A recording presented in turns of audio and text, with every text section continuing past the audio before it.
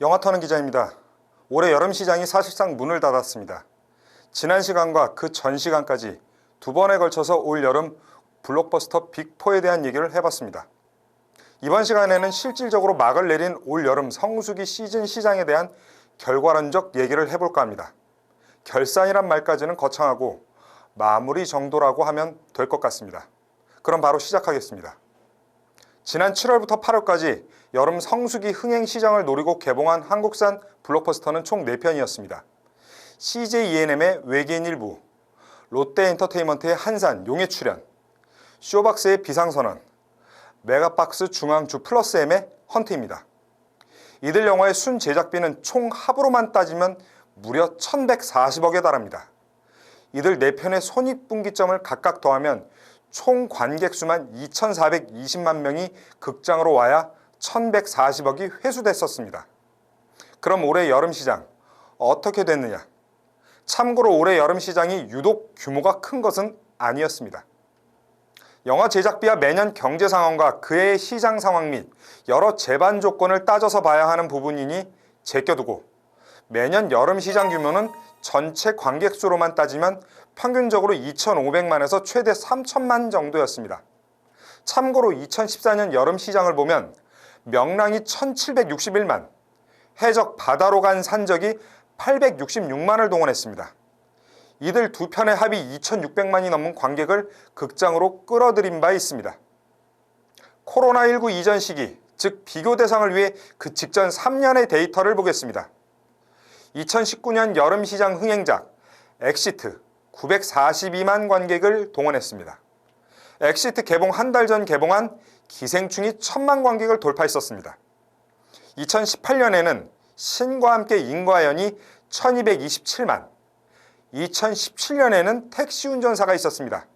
1,218만을 동원했습니다.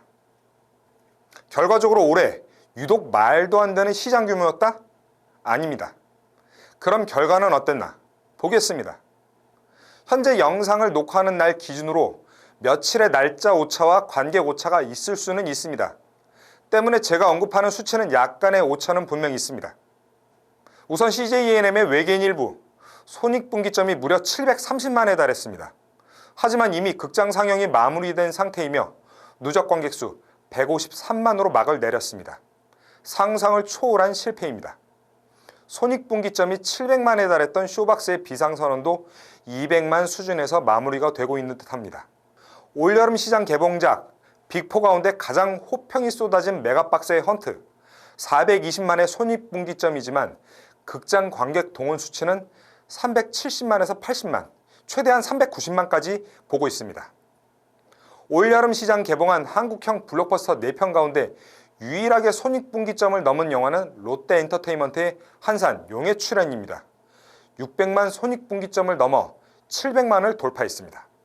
하지만 이 영화, 국내 개봉 영화 사상 최다 관객 동원 타이틀을 8년째 보유 중인 명랑의 프리퀄임을 감안하면 큰 만족을 할 만한 성적표는 분명 아닙니다.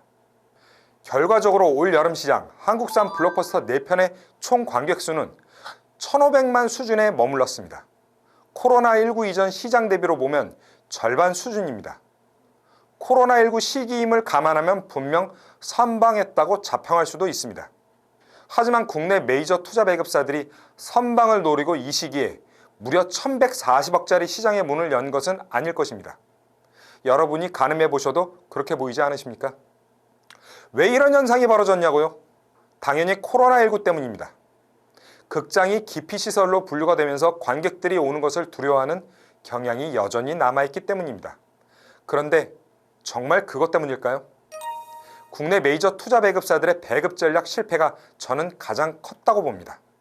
작년 12월부터 올해 1월까지 상영한 스파이더맨 노웨이 홈의 흥행, 이어 4월에 시행된 거리두기 해제와 극장 내 취식 허용, 이후 5월에 개봉한 범죄도시2와 닥터 스트레인지 대혼돈의 멀티버스의 연속된 기록적인 흥행.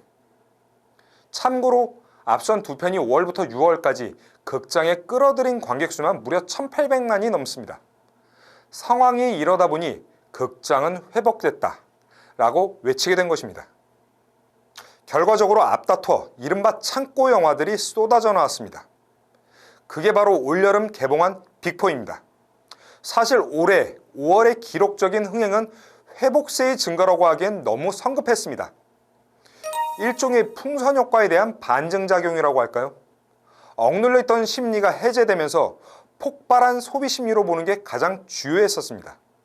때문에 일부에선 누적 관객 수 1269만을 기록한 범죄도시2의 배급 전략에 기상천외했다고 보기도 합니다. 해당 시기에 이 정도의 기획성 영화를 배급한다는 것 자체가 웬만한 강심장이 아니고선 절대로 선택하기 힘들었습니다. 그런데 결과론적으로는 아주 잘 먹혔습니다. 하지만 범죄도시2의 성공이 올 여름 시장 근본적 실패로 작용할 것이라는 점은 어느 누구도 예측하지 못했을 겁니다. 물론 이건 순전히 제 시각입니다. 그리고 범죄도시2가 올 여름 시장 흥행 실패에 직접적 원인을 줬던 건 아닙니다. 당연히 아시겠죠? 바로 각 투자 배급사가 범죄도시2의 1000만 돌파를 보고 시장 회복 판단 근거로 삼은 게 아닌가 싶었기 때문입니다.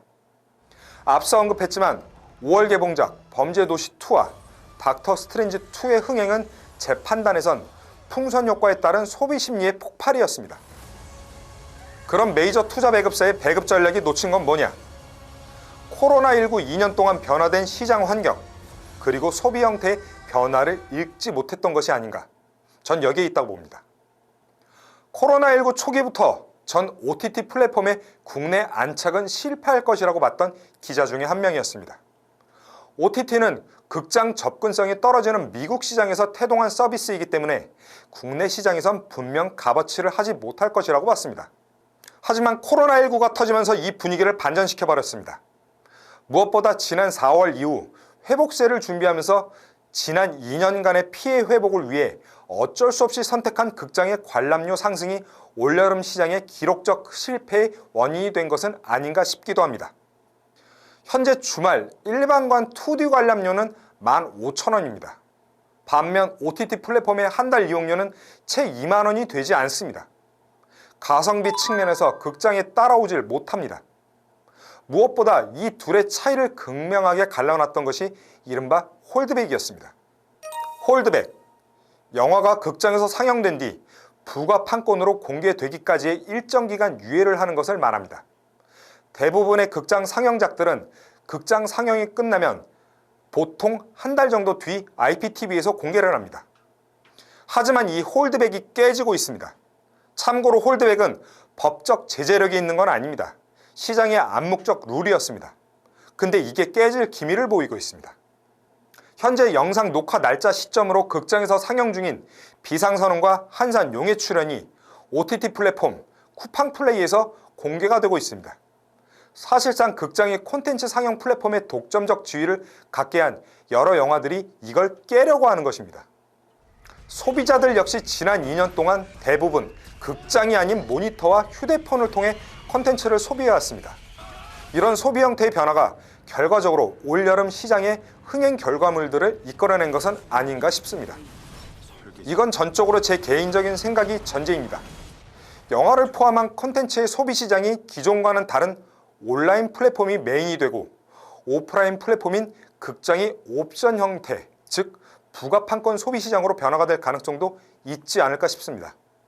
만약 이렇게 된다면 국내 제작 환경 자체의 근본 변화도 빠르게 진행될 가능성이 있습니다. 물론 제 생각입니다. 하지만 결코 긍정적인 변화는 아닐 것 같습니다. 그 이유는 앞으로 기회가 되면 좀 더 자세히 다뤄보겠습니다. 오늘은 이만 마치겠습니다. 감사합니다.